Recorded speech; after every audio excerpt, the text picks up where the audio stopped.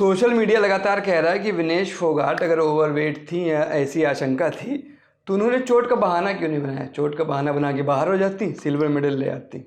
क्या ये संभव था? ये बातें सोशल मीडिया पे तो लगातार मैं भी देख रही हूँ सूरज, कि लोग कह रहे हैं कि आप ऐसा कर लेते, कम से कम आप सिल्वर मेडल ले आते, क्योंकि सिल्वर मेडल अभी तक कोई रेसलिंग में लाया नहीं है। विमेन रेसलर सुशील कुमार लेके आ चुके हैं, लेकिन विमेन रेसलर ऐसा नहीं कर पाई। इस बार था ऐसा, लेकिन नहीं हो पाया, डिस्क्वालीफाई हो गई वेट के चलते। तो इसके लिए ना एक साथ में एक और स्क्रीनशॉट जो है वो वायरल हो रहा है। उसमें UWW यूनाइटेड वर्ल्ड रेसलिंग जो है उनका कोट है। इसमें बताया गया है कि अगर आप मेडल कंटेंडर हैं और उसके बाद आप ये कह के बाहर हो रहे हैं कि मैं चोटिल हूँ, मैं नहीं खेल पाऊंगी, तो वहाँ के जो डॉक्टर्स हैं आपको उनको दिखाना पड़ेगा।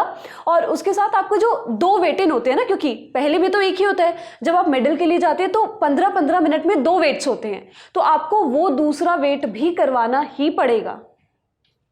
मैं पढ़ देता हूँ नियम, अंग्रेजी में कोशिश करूँगा ट्रांसलेट कर लूँ। तो ये जो नियम है कि अगर कोई एथलीट इंजर्ड होता है और कंटिन्यू नहीं कर पाता बाउट, यानी ड्यूरिंग मैच अगर चोटिल होता है तो वो मैच इंजरी के चलते हार जाएगा, और जो एथलीट है उसको दूसरा वेट इन करना पड़ेगा, और उसके बाद जो है जो पॉइंट उसने अर्न किए थे इस मैच के दौरान वो काउंट होंगे, ठीक है, इंजरी के पहले तक। और अगर इंजर्ड एथलीट compete करने के लिए तैयार है अपना अगला मैच, यानी मुझे पिछले मैच में इंजरी हुई लेकिन अगला मैच में खेलने के लिए तैयार हूँ, तो उसको अप्रूवल लेना होगा UWW के डॉक्टर का। अब ये नियम आगे क्या कहता है कि all other type of injuries, जो अदर टाइप की जितनी भी इंजरीज हैं बाउट के बाहर होने वाली या कोई बीमारी होती है, पहले दिन कंपटीशन के बाद, यानी पहला दिन जो विनेश ने खेला 3 मैच जीते, उसके बाद अगर उन्हें कोई बीमारी, कोई इंजरी होती है और कंपटीशन से वो बाहर होना चाहती हैं या हो रही होती हैं, तो आपको क्या करना होता है कि उस एथलीट को सेकेंड वेट इन अटेंड करना होता है, यानी आपको अपना वजन कराना होगा, उसके बाद ही आप बाहर अंदर जो होना है हो पाएंगे।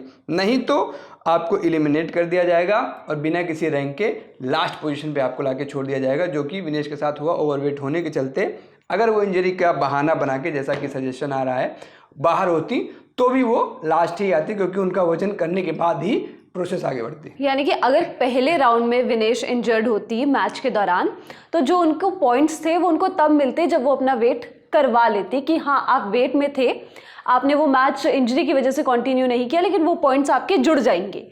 अगर आप दूसरे मैच, क्योंकि 2 दिन का हो गया है अब, ये पहले 1 दिन में हो जाता था, तो एक बार वेट नापा जाता था और उसके बाद ही आप सारे मैचेस खेलते थे। अब जो है क्योंकि 2 दिन में बढ़ गया है, पहले में आप क्वालिफाई करते हो, सेमीफाइनल्स तक जाते हो, दूसरा आपका फाइनल होता है, तो इस फाइनल वाले मैच से पहले 2 बार आपका वेट नापा जाता है। दोनों का गैप शायद 15-15 मिनट का होता है। कि तो अब इन दोनों में आपको, जैसे विनेश थी 50 kg कैटेगरी में खेल रही थी, दोनों में 50 से कम आना था, नहीं आ पाई, तो अब इसमें इंजरी का बहाना नहीं चलता, क्योंकि आपको वेट करवाना ही पड़ता, और मेडल अगर आपको सिल्वर भी चाहिए था। तो सबसे बेसिक चीज़ वजन है। अगर आप वजन नहीं कराते हैं तो आप अंतिम स्थान पर ही आएंगे। ये आप समझ लीजिए, अगर एकदम आसान भाषा में कहें तो it's like doping.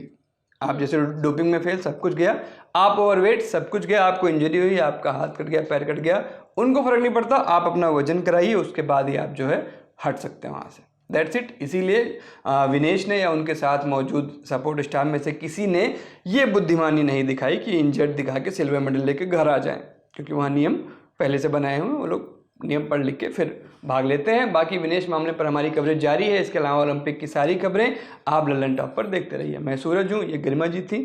Thank you.